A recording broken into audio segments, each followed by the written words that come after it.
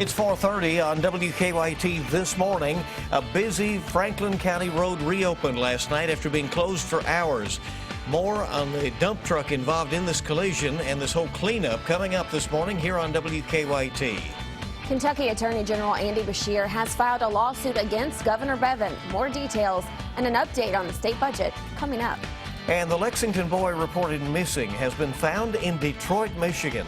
More on how he ended up there ahead on WKYT this morning.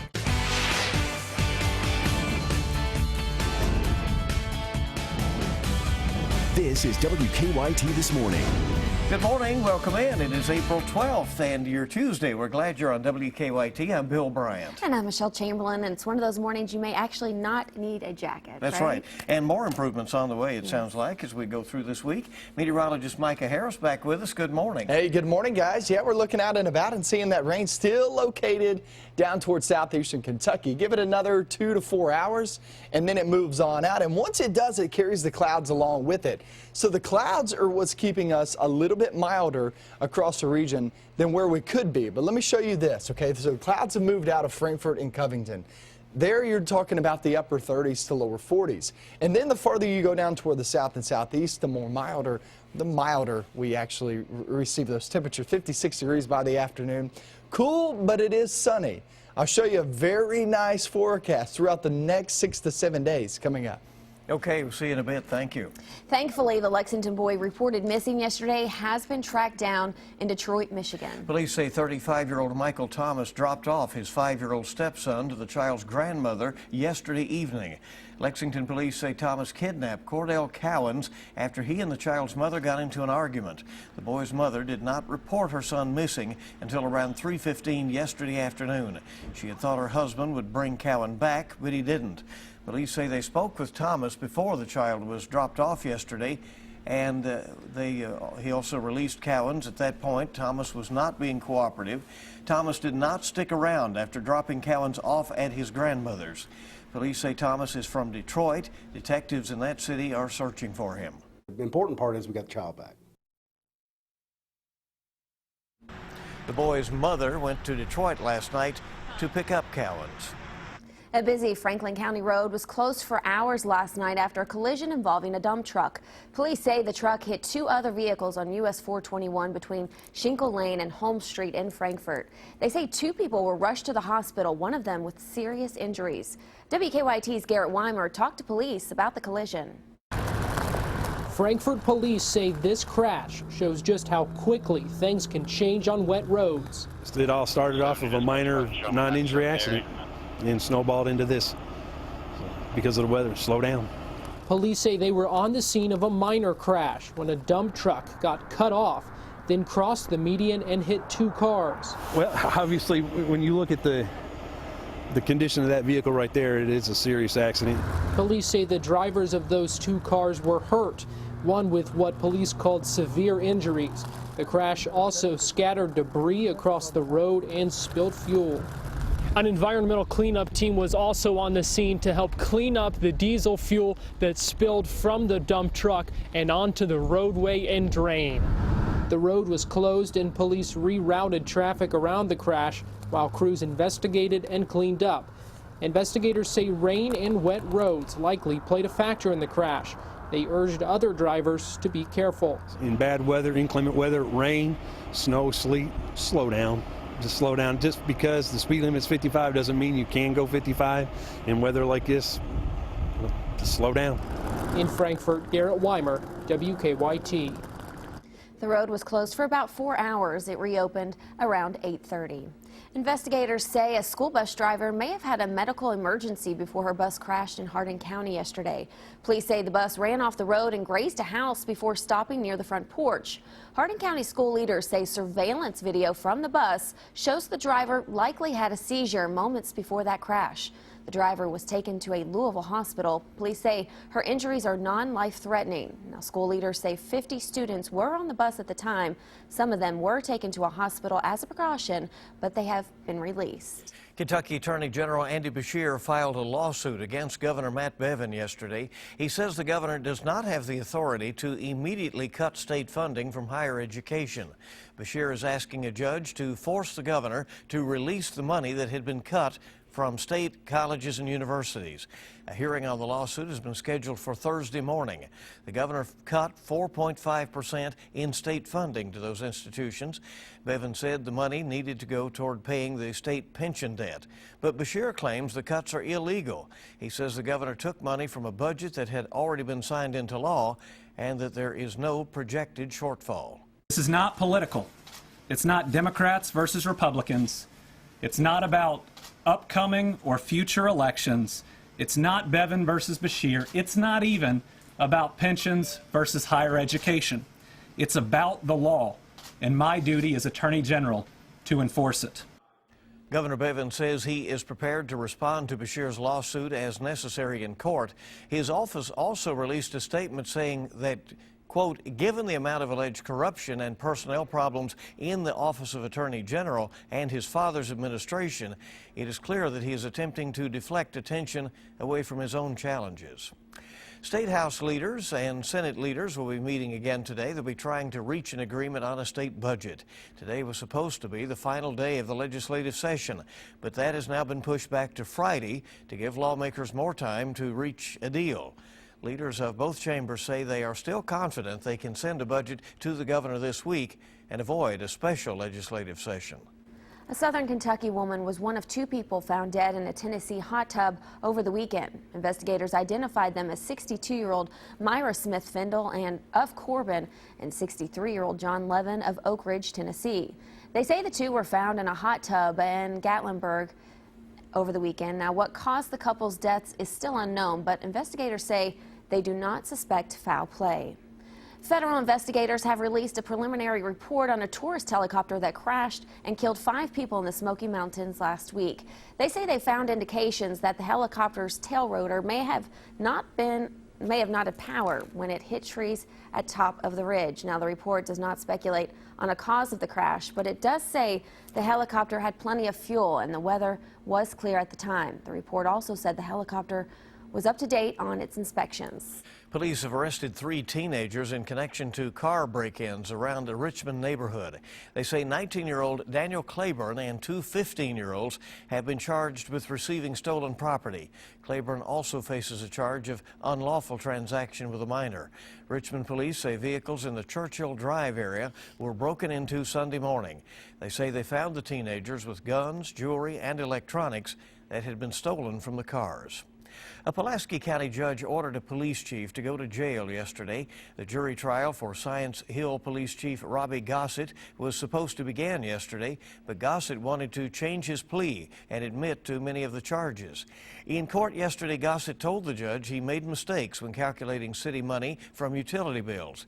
He was supposed to deposit the money in the bank. Correctly reflect the cash written down on it and the checks written down on it. I did not. I'd always just put a total on it. But the judge refused to accept Gossett's guilty plea. He sent Gossett to jail without bond. Gossett will be back in court Friday when the judge says he will set a new trial date. Time this morning is 4:38. WKYT This Morning is just getting started. Great to have you with us on your Tuesday. If your child is still climbing into bed with you in the middle of the night, it not only interrupts your sleep, but it also may be disrupting your child's development. That's ahead on Moms Every Day. We have the rain still trying to push through down towards south and southeastern Kentucky, and once that happens, much cooler air filters on in for today and tomorrow, but after that, it really increases. I'll have that in your forecast coming up next. Now, your hour-by-hour forecast with meteorologist Micah Harris. Looking on Defender Radar Network, and we still see some rain down toward the southeast. As I always say, it's hard for these fronts with not a lot of kick. When they're not potent, very strong fronts, they get caught up in the Appalachian Mountains and just there's not much kickback behind them. So they just kind of get stuck. And that's what we're seeing down toward the southeast. Another 2 to 4 hours, and it moves on out. And you look toward the Howard Rogers Parkway, especially south of it. That's where we're still seeing some of those showers. Trying to edge its way toward 119 as you roll through the mountains. And it's not a lot of rain, but it's enough to cause a few headaches early this morning. Covington, northern Kentucky at 37. And then you look toward London, Jackson, there in the mid-40s. We even have 50s down toward the southeast. And the reason being is clouds have already moved out of Covington, northern Kentucky. So it'll start to really cool off. You guys will actually be anywhere from 34 to about 37 degrees when it's all said and done. You go into Lexington, I do believe clouds are starting to move out now, so I do believe we'll actually fall below that 40-degree reading. We'll be in the 30s before we actually step out the door early this morning. That sun does rise. 44 in Jackson and London. You guys will actually finish off right around 40 to about 45 degrees. Then we go through the day, and we'll have plenty of sunshine. We'll finish off there in the mid-50s.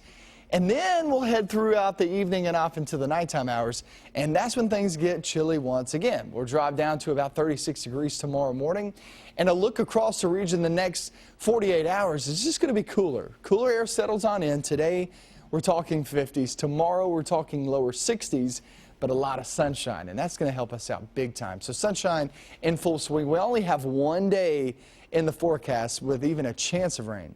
I'm not talking about a good chance. I'm talking about just a chance at all. And that's going to be on Thursday with about 20 to 30% chance of rain. More than likely once we get a little bit closer, because I just haven't seen a lot of evidence to keep me confident in keeping that percentage there. So more than likely, if the trend continues, we're going to take that percentage off once we get a little bit closer. But other than that, I mean, there's nothing going on. 70s back in the forecast as we travel towards your Thursday, Friday, Saturday, Sunday, and even off into next week, we're talking some upper 70s. And I'll be honest with you, I'm not really seeing a big shot of cool air anytime soon. I mean, once we get past today and tomorrow, it really looks like we'll see those temperatures just skyrocket each and every single day. So the breakdown of your 7-day cooler for today and tomorrow.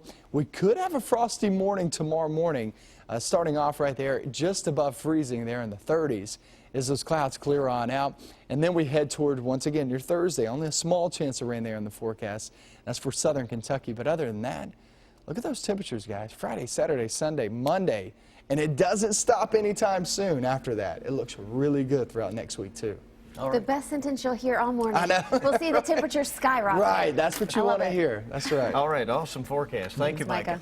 4:45 our time this morning. Letting your kids sleep with you at night might help them to get some sleep, but it could be doing them harm developmentally. Researchers say sleep problems in early childhood may be associated with more problems in school. More on how to help your children sleep on their own in Mom's Everyday Minute. Parents, do your preschoolers still get up in the middle of the night and climb into bed with you? If so, you're not alone, but new research shows the importance of correcting sleep issues before your child turns 5. According to an Australian study, children who soothe themselves back to sleep from an early age adjust to school more easily than those who don't. About 70% of children can regulate their own sleep by age 5. But for the remaining third, it may be detrimental to them developmentally over time, the study's author says. Researchers found that children who had sleep problems in early childhood were associated with higher hyperactivity at school, poorer classroom self-regulation, and emotional outbursts.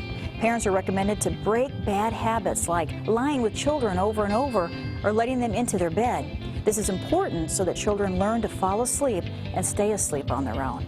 For more ways to make mom's life easier, visit momseveryday.com. For these tips and more, just go to WKYT.com and click on Moms Every Day. And when WKYT This Morning returns, we have a lot more news for you. The latest quarter headed into circulation will feature Cumberland Gap National Historical Park. Hear from one of the park's leaders coming up on WKYT This Morning. Welcome back to WKYT This Morning. Our time is 4:49 here on your Tuesday. Security measures will be changing at Rupp Arena with the installation of 30 new walk-through metal detectors. Many concert promoters now require these metal detectors as part of their contract to bring musicians to Rupp Arena. Mike Byer has the story. Lines getting into Rupp Arena for upcoming events may be somewhat longer at first, but Carl Hall, director of arena management, says in the long run, getting into the 20,000-seat arena will be faster than ever. With a handheld metal detector, it takes 20 to 30 seconds. Walk-through metal detector takes about 5. The arena recently purchased 30 Che walk-through metal detectors that will conduct full body scans of people as they head in to watch concerts and other events. Hall says these detectors are more accurate than handheld ones. With the walk-through metal detector, no matter if you're the first person or the last person, no matter if it's number 1 or number 1,000, it's the exact same level of inspection. Hall says 8 to 10 metal detectors will be used this Saturday for the concert outcry, and then all 30 will be in play moving forward. Before walking through the metal detector, we'll be asked to remove cell phones and any remaining items that could trigger the alarm. Once you walk through, if you hear nothing, you're good to go. Now, after removing all items, if the alarm still sounds, patrons won't have to walk through a second time. Instead, we'll be asked to move to a separate area where security will perform a second scan with handheld wands. Hall says this will get people through security lines faster and into the show quicker. We're trying to help you get here and get in to enjoy the show or the event that much quicker, that much safer. Because safety is what it's all about for our patrons. Rupp tested out the metal detectors during the NCAA women's basketball tournament. Hall says this gave them a chance to work out the flaws and has fully prepared them for this weekend. In Lexington, Mike Byer, WKYT. Rupp Arena leaders say people in wheelchairs and those with special needs will be able to go through a separate security line. Animal care and control workers say they have rescued some pets from filthy conditions inside a Lexington home. Workers were called to a home on Hedgewood Court off Woodhill Drive after receiving some complaints from neighbors. Animal control says at least 5 cats and a dog were abandoned at the home. They say the home was covered in animal feces. The pets did not have any drinkable water. Neighbors say they couldn't believe what was inside.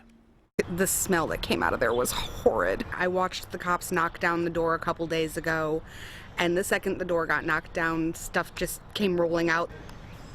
So far, Animal Control has not been able to track down the owner of the animals. The owner will likely face animal abuse charges. Prosecutors in Michigan are seeking a 5-year prison sentence for a Canadian turtle smuggler today. Kay Shu admitted to smuggling over 1,000 turtles to China to help pay for college. In 2014, Shu was caught with 51 turtles taped to his leg at the Canadian border. He was a student at the University of Waterloo in Ontario. A new quarter is heading into circulation featuring Cumberland Gap National Historical Park. It's the latest quarter released in the U.S. Mint's ongoing America the Beautiful Quarters program. Daniel Boone and other explorers went through Cumberland Gap to reach Kentucky and head west in the 1700s. Park leaders say they hope the quarter will spark nationwide interest in Cumberland Gap. I told my brother I'd get him a quarter, and he said no. I want to get it when I get it in circulation, because to me that's going to be that exciting moment. The Cumberland Gap quarter is the 32nd in the America the Beautiful series. There will be a quarter for each state and U.S. territory. It will soon be a little easier for drivers of electric vehicles to find a place to charge them. The Kentucky Public Service Commission has given the green light for Kentucky Utilities and Louisville Gas and Electric to install up to 20 electric vehicle charging stations around the state. KU leaders say the stations will use digital display screens and quick pay options. They're currently exploring locations to host the 20 new stations. All right, seems to be a coming trend, so you know, we'll see. Pretty cool to just drive up and plug in your vehicle. Have somewhere to charge it up. All right, 4:53 coming next to look at some of the stories that we're working on for you this morning. Plus, we'll have another look at your morning forecast. That's coming up. Welcome back to WKYT this morning. Your time is 4:56. It's time to take a look at some of the stories we are working on this morning.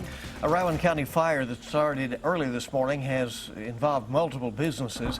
A fire occurred on Main Street in downtown Moorhead. Mark Barber will tell us more coming up in the next half hour of WKYT this morning. And as you said, it's going to be better weather today than we have had, and the improvements are likely to continue now. Yes, as Micah has said, the temperatures are just going to skyrocket, right, Micah? Yeah, every single day we're going to be seeing temperatures jump, except for today. Remember, it drops for today, and we'll be in the mid-50s later on this afternoon, starting off in the 30s and 40s this morning. Even some 50s down toward the far southeast. The reason being, well, you still have the cloud cover and some of that rain left over. So it's a chilly start there by 8 a.m. at 36, but by the afternoon, afternoon. Mid-50s, sunny skies. It's not all that bad. I'll show you 70s in your forecast coming up with another 2 hours of WKYT News. We'll see you right back here in just a couple of minutes.